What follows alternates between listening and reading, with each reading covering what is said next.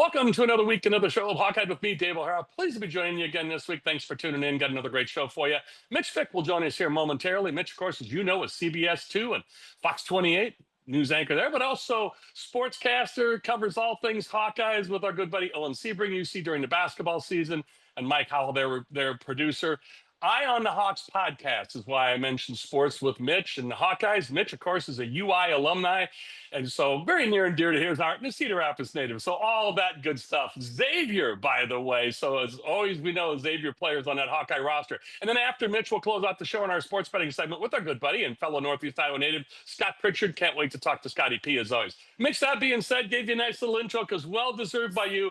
Loving your news coverage, of course, on Fox 28 and CBS 2, but the Eye on the Hawks podcast, you and Mike and our buddy Owen just crushing it. Great work, my friend, and great to see you. Thanks for doing this, Mitch. Yeah, thank you. Yeah, we're middle of year 3 now, so this is the make or break year, right? If you're a head coach, if you're new, 3 years in, you got to figure it out. So hopefully, we're putting some things together. Yeah, you really are. And I talked with you off the air, so let's bring it on the air about the Indiana game. And I said you're post-mortem, kind of joking for lack of a better term, but the Indiana game assessment after the loss, 20-15. Mitch, that game, I can think of about 1,000 different scenarios. And I think you, Mike, and Owen covered multiple scenarios of how that game could have, should have, and would have ended for us Hawk fans. Usually with a late field goal, Hawks win at Kinnick, big upset. It didn't play out that way. And the Hawks, again, no moral victories here. I'm not saying that. But what I am saying is, Mitch, they had that game. Let's you and I talk a little bit about that, please. Yeah, those are the games that we're so used to seeing Iowa figure out, whether it was in 2023 where just every time they found a way in most cases, unless there was an invalid fair catch call or something like that. It's just you see the turnover, the drive, the score, the walk off, the upset. That is just a formula that over almost 27 years under Coach Ferentz, we've seen that thing time and time again, particularly in these years where they've been struggling for offense and something happens. This was a game where they didn't do half bad with offense. Mark Gronowski was really clicking until he went out with the injury, and the running game was starting to find a little leeway there, and the defense against an offense that was just a juggernaut coming in. Everyone was talking about what they did against Illinois. Iowa played their style of game about as well as you could, pressuring Fernando Mendoza, really getting him rattled when there was pressure, when he had time. He looked like the guy who might be leading the Heisman race. It's just you fully expect when that Lutmer pick happens, you go, all right, here's the fairy tale again. And to have the miss and then the quick strike there, it stings a little more because kind of like last year against Iowa State at Kinnick with a double-digit lead and running the ball the way they were, like those aren't games we see Iowa lose a whole lot. But again, any given Saturday, it can happen. And here we go, 11 in a row against ranked opponents. I guess the one caveat you do take is these 2 losses this year, each by 1 score to those ranked teams. So it's not the blowout losses we saw to Tennessee or Ohio State or Michigan or Penn State. The gap is getting closed. And when you have the Badgers next week on the road and then the Nittany Lions coming to town, maybe there is some hope that, hey, from week 1 to week 5, progress has been made. You're closing the gap on those really tough competitors, and you got a chance for a little more Kinnick magic in a couple of weeks after you hopefully take care of business at Camp Randall. Yeah, Hawks right now sit, as we record this on Tuesday afternoon, September 30th, to Mitch, your point. Hawks sit at 1-1 in the Big Ten after beating Rutgers at Rutgers and then losing at home last week to Indiana at Kinnick Stadium, 20-15. So, but Mitch, today you had availability with the coordinators and Tim Lester, offensive coordinator, LeVar Woods, special teams coordinator, and Phil Parker, defensive coordinator. And we'll talk about that again, as I mentioned in the second segment. But talking about this segment, and maybe you can get into this in the next segment too, was there any update on the health of Mark Gronowski? I know they've waited as long as they could. Are we going to have more Hank Brown? And is he going to know that going into that Wisconsin game and they're prepping him for that? I know you always want to have your backup ready. And I think Hank would agree. And he's pretty much said so in his postgame, not his best performance. Tough situation to be put into, but the short arm, that little swing pass to Moulton, got to have that. The interception was a tip interception, so I don't lay that as much at his feet. But I think Hank would agree, and he as much did in his postgame presser. Not his best effort, but when Gronowski goes down early in the fourth quarter with his knee injury or lower leg injury, as they're now using hockey analogies, it seems like in college football, to describe the injury, it seemed as though, Coach Ferentz said he may be ready for Wisconsin. We don't know yet. Any update today on Tuesday, September 30th about Mark Gronowski, or are we still in the dark? Still kind of in the dark. The hope is that a week from today, we're recording on Tuesday, that next Tuesday ahead of the Wisconsin game, we'll know more. Tim Lester kept it pretty close to the vest, knocked on wood, literally, that it wasn't a season-ending injury, but also said it's still kind of cloudy. They just don't know. Today, there was first practice back during the bye week, was strictly the 2s and 3s. The ones got the day off. So your potential number one quarterback and Hank Brown got a lot of reps. I believe he said they ran 56 plays. So Hank got a lot of work. Jeremy Hecklinski, the transfer from Wake Forest, would be your number two. Yeah, Hank got thrown in the fire and against a really, really good defense. So, 5 of 13, 4 of those were on the final 4 downs where, one's just a little high on that 4th down throw to DJ Benami. And other than that, he had a nice little 3-for-4 stretch in there where, he hit Dayton Howard, he hit Sam Phillips and started to get a little momentum. But, for a kid that's been here since December, since bowl prep, they were really high on him in the spring. If he is your guy, I think you feel cautiously optimistic. It's not like you're, all due respect to Jackson Stratton, what a story he was last year, but you're not throwing in a guy who's cold for the last year and a half. You're throwing in your most experienced within the Lester system quarterback in that room, albeit it's on the road against a rival that is maybe a little bit of a downturn right now up there in Madison. But hey, it's a road game in the Big Ten. Overlook it at your expense or at your peril. So we'll see what Hank can do there if he's the guy. Not a whole lot of clarity though on Mark. You get the sense that maybe they're just kind of crossing fingers and toes and holding out hope that it's not season ending. But you get the sense maybe they are starting to prep for the growing possibility that Hank Brown's your one going into Madison. And not to lay the defensive poor tackling at Phil Parker and his defense's feet. But again, he mentioned it. Kirk Ferentz mentioned it.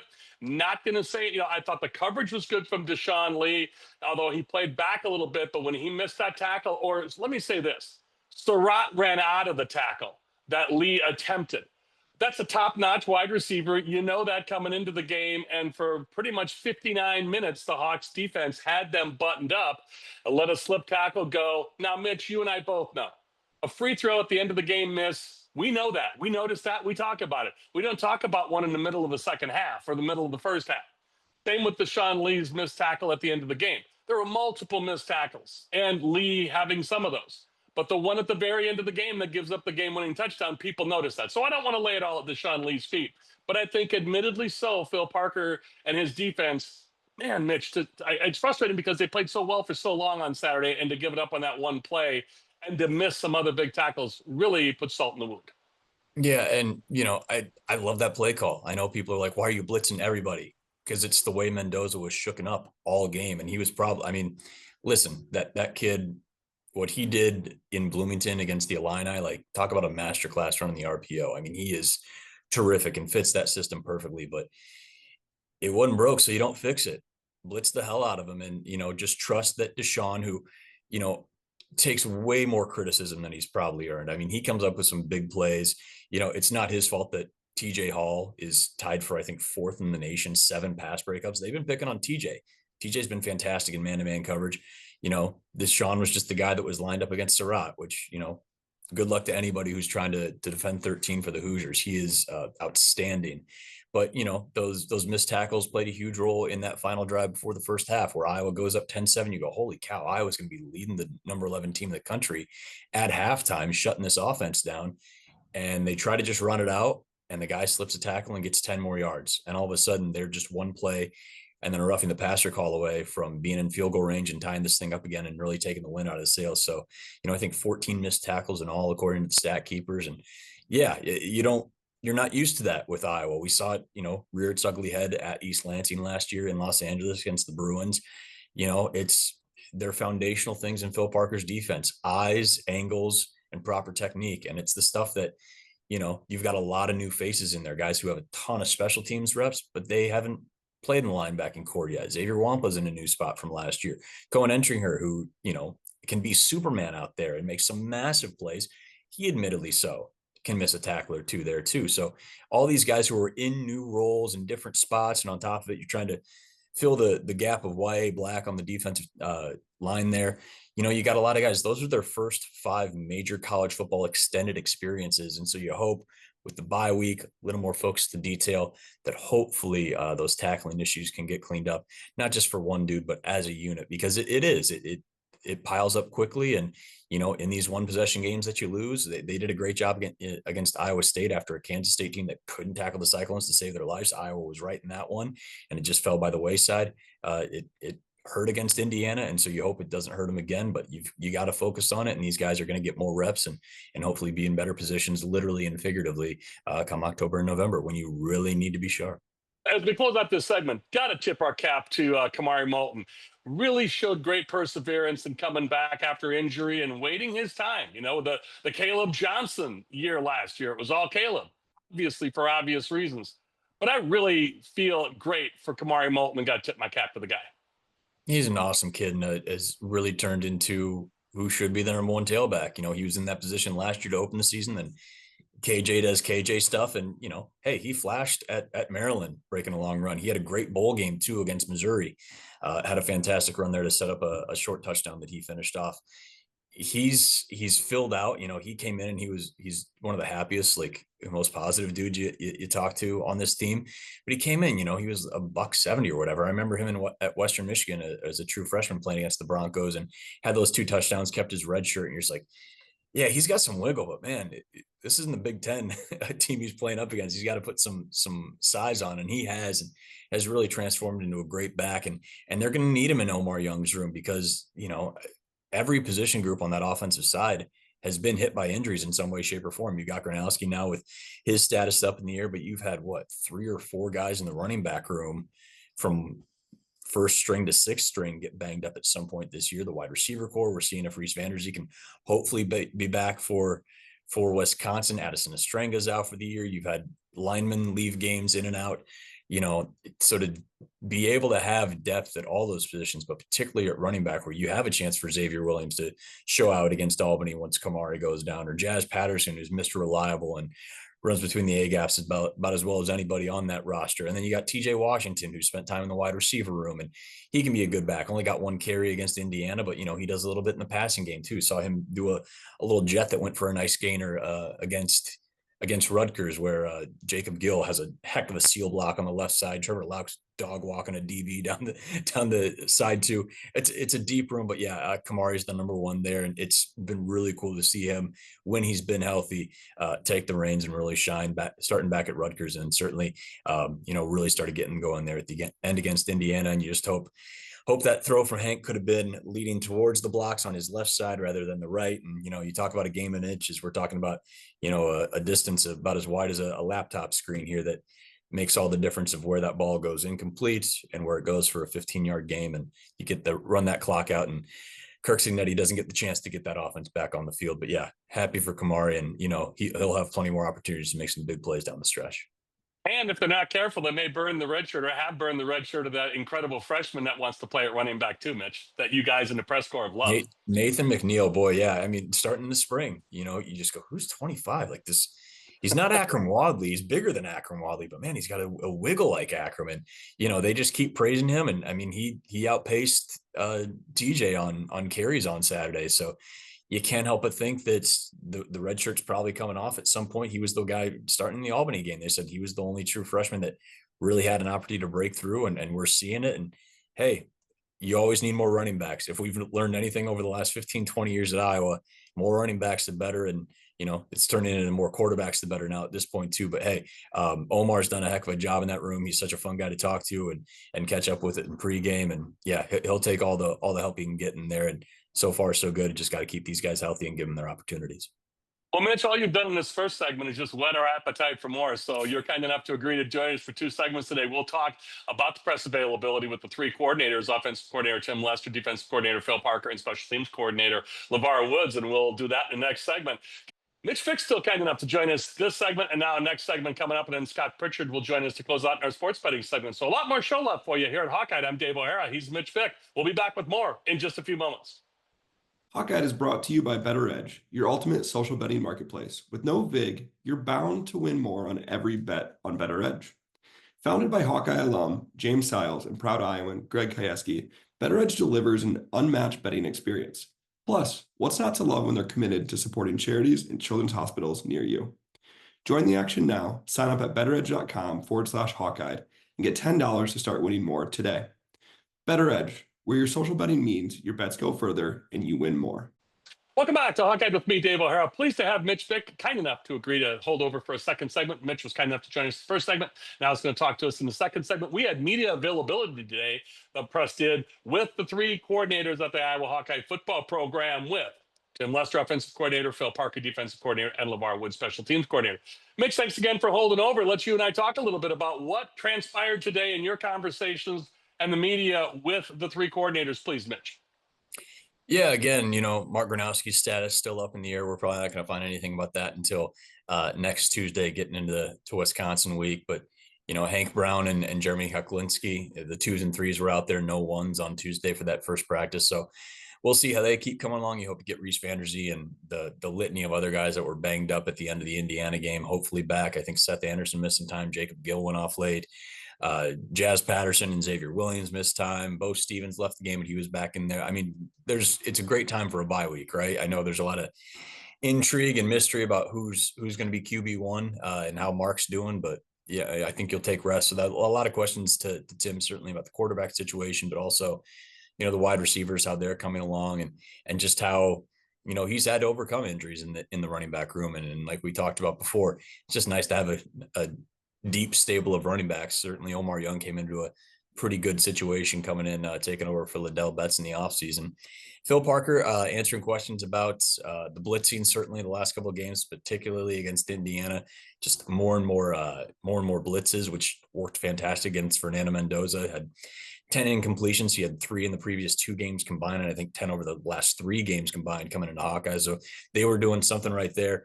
Questions about the tackling. We talked about 14 missed tackles against the Hoosiers. That's foundational stuff for Phil's defenses. Where are your eyes? What angle are you taking? Where's your leverage?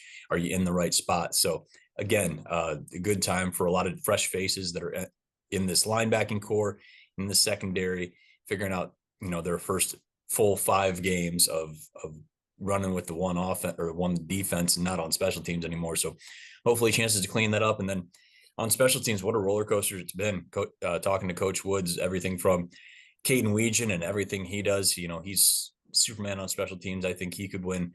The Hornig is as the most versatile player in college football, certainly seems to be like the guy who would win the Jet again.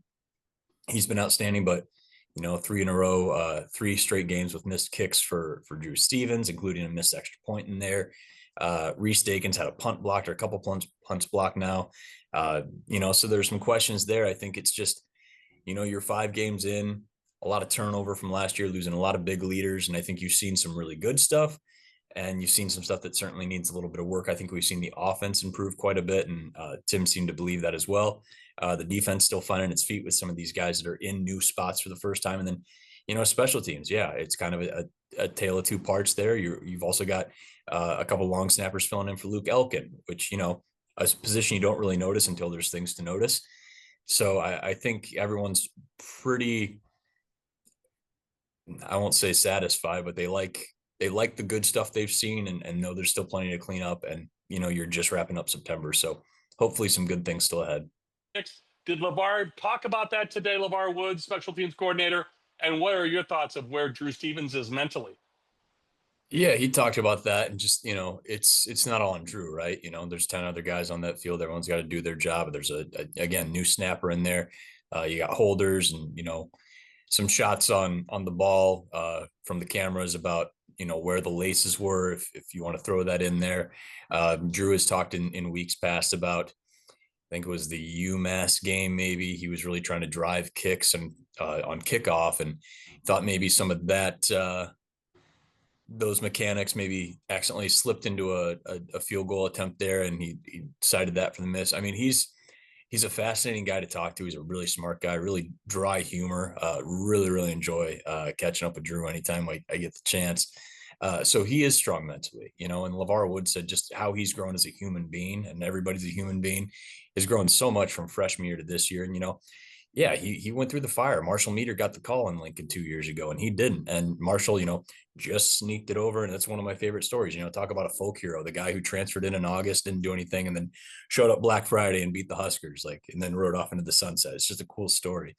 But, Drew had a choice there. Do you sulk away and let it eat at you and destroy you, or do you get stronger and better? And, he has 3 walk-off kicks in his career where he's won things. He missed one. It's tough. It sucks in the moment. Absolutely. And it would have been, just added to his legend if he does it again. Who's got 4 game-winning kicks on their resume before they graduate college with more opportunities ahead. So, it stinks because it's 3 games in a row where you've missed kicks. And they're ones that you would hope a guy that can boom them from 50 plus can make. But it didn't happen. And you just hope that, to LeVar's point, he's got 2 weeks to sit and soak and sulk about it. You hope that he can come out on the other side and go, okay, like it's 1 kick. It's brutal to miss that and have that opportunity, but you just move on and stay strong. And it sounds like Drew has become the type of man that can persevere and move through. And hey, the way the Hawks play football, there's going to be an opportunity for a little redemption at some point or another. And I wouldn't be shocked if 18 splits the uprights next time and every time. So, Mitch, it's great to see you again. Thanks for taking time to do this, and we look forward to talking in a couple weeks. Always a pleasure, Dave. Thank you. You're very welcome, and likewise to you as well, Mitch. For Mitch Fick, I'm Dave O'Hara with Hawkeye. We'll be back to close out the show in our sports betting segment with our good buddy Scott Pritchard. Back with more in just a few moments.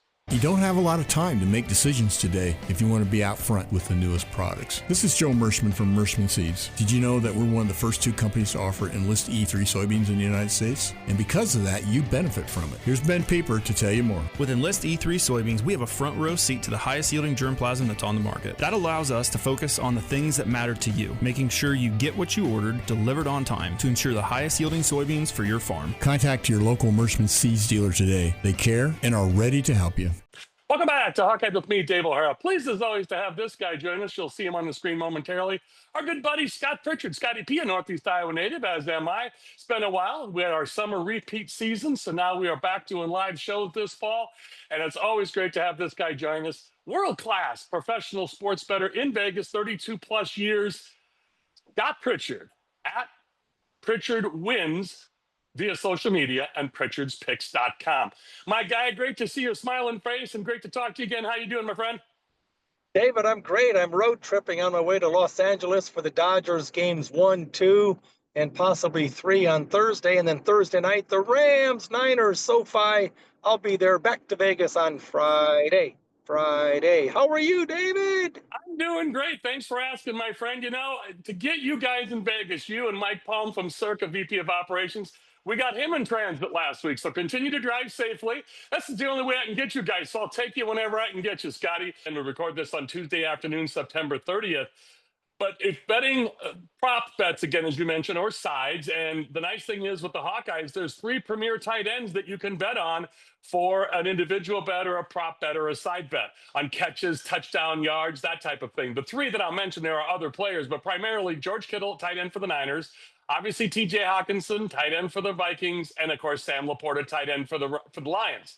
Let you and I talk just a little bit about some of those prop bets and individual player props that you can take. Scotty, please. To your point, I get from a sports betting standpoint, David, that there is a recreational element to it, but ultimately, as you mentioned, it can be a very expensive proposition, my friend, if you ultimately are betting with your heart as opposed to your head. And if you're going to put your hard-earned money on something, you want to ultimately have as many outs as humanly possible. So if you're going to bet over under total receiving yards for a tight end, you'll want to, there's a huge difference between, say, 37.5 and 34.5. And that goes back to having as many outs as humanly possible. If you only have 1 out and it's 37.5 and you happen to like the over, well, you have no choice. But if it falls 35 or 36 or 37 and there were 34.5s out there, that's a losing proposition. So always, if it involves money, I don't have fun. People say they do it for fun. I don't have fun losing at anything. And I've said before, my ex-wife told me that I was a bad loser. And I simply said, listen, show me a good loser and I'll show you a loser. Well stated. And sports betting is a business, so I always appreciate your candor. And Scotty is in a lot of contests. Go online to his Pritchard wins via social media or pritchardspicks.com. You'll see all the contests, all the results Scotty's in, taking names and kicking tails as he does. Also writes a great column for the Las Vegas Journal Review for Sunday football and the NFL and other topics. So much content out there from Scotty P, our good friend and fellow Northeast Iowa native.